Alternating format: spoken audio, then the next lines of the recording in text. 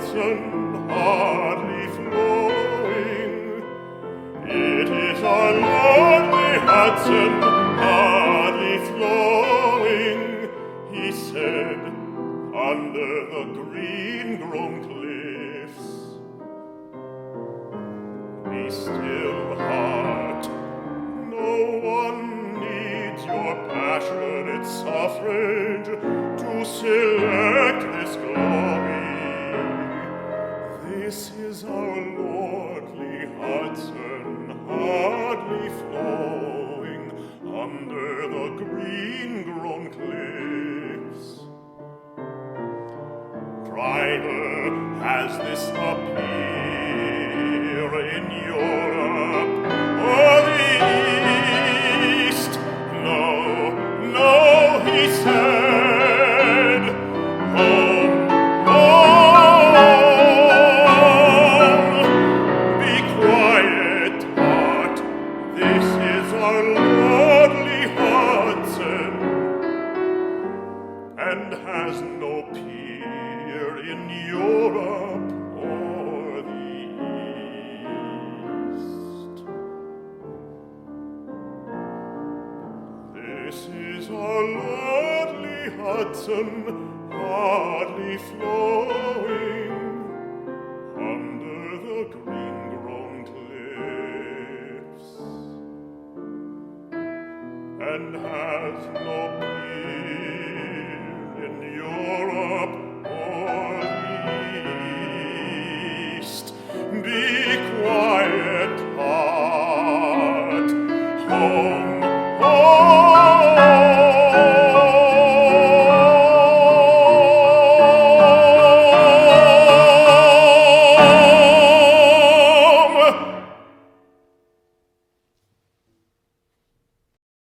Angie, Hi. this is so fun to be exploring this complex song. There's so many layers, and we've been trying to figure out what we want to bring to the top in terms of the poetry, but then also the musical conflict. There are three voices. There's the speaker speaking to the taxi driver. There's the taxi driver speaking back. And then there's the speaker speaking to himself in his own heart. And you had asked me, what am I thinking while I'm singing? And besides the sort of technical concerns I want to make sure I get, I'm making sure I am speaking as that voice and speaking with that intention. Mm-hmm. And so, quite simply, if I'm the speaker speaking to the driver, I'm in the back seat looking over and talking to the driver. And if I'm the driver talking back, I'm looking in the rearview mirror. And then I just decided, because these two speakers kind of look up a little bit, that when the speaker's speaking to his own heart, he looks down. So hopefully that was clear. So you're thinking spatially. You're Yes, thinking and this way. yes, and hopefully out of that come different sound colors. Oh, how interesting! Yeah, I can say that as I was playing the river in the left hand, so Yes. these rolling things, I was thinking more down.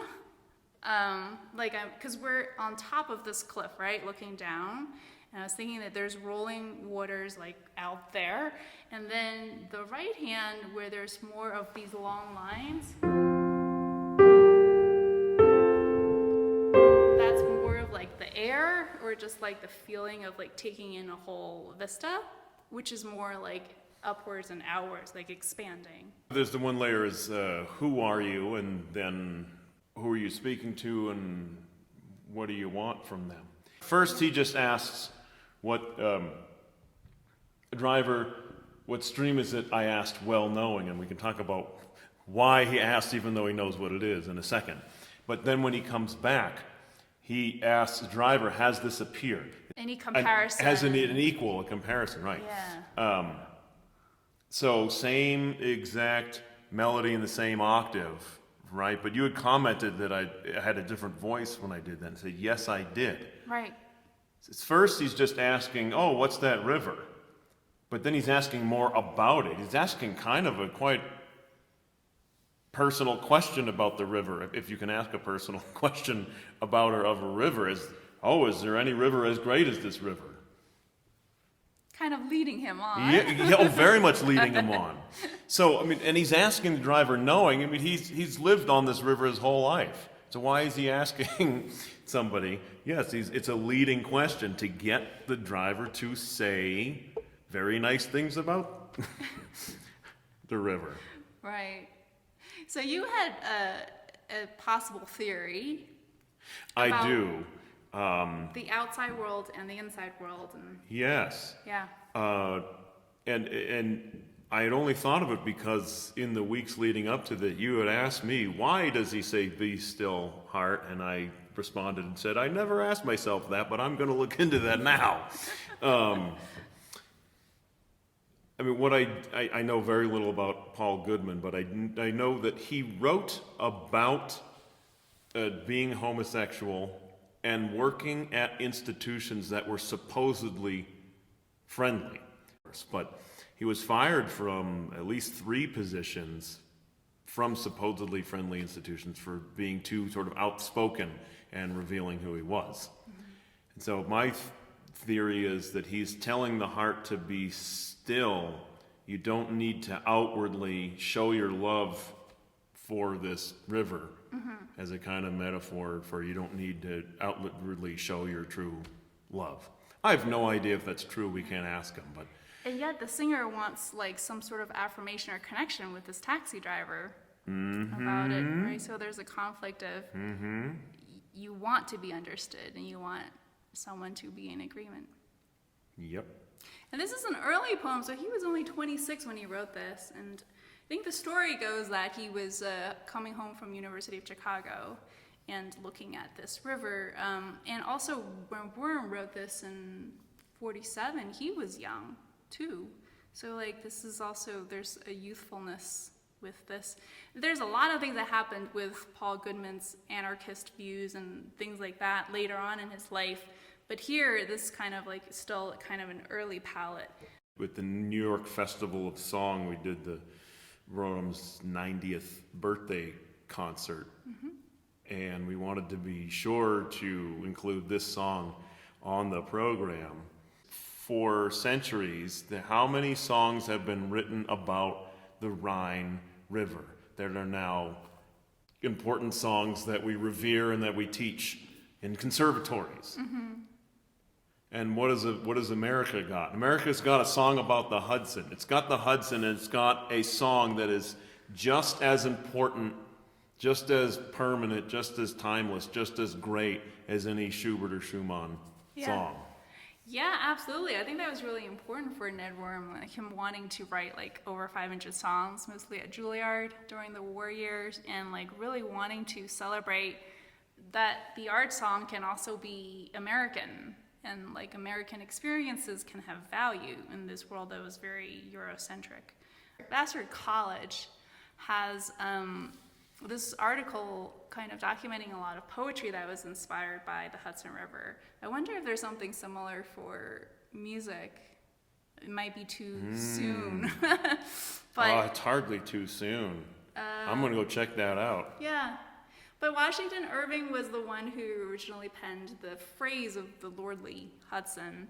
And the idea that this is like a landmark and also maybe some sort of a metaphor for the flux in life, just how everything is changing constantly. But at the same time, it is kind of the same. It stays the same. You come home from other places, the Hudson is still there. You're doing all these glorious words about, isn't this beautiful? And I'm playing in a minor key. Yeah. And then when I end, it's even more interesting. It's modal. And then he does a major chord to end. Home is a bittersweet thing, as it can be for many. So on the outside, he's really excited, but maybe on the inside, he's feeling other things. Yeah. Remember there's subito pianissimo moment that we worked up, where the first time he tells his heart, no one needs your passionate suffrage to select this glory.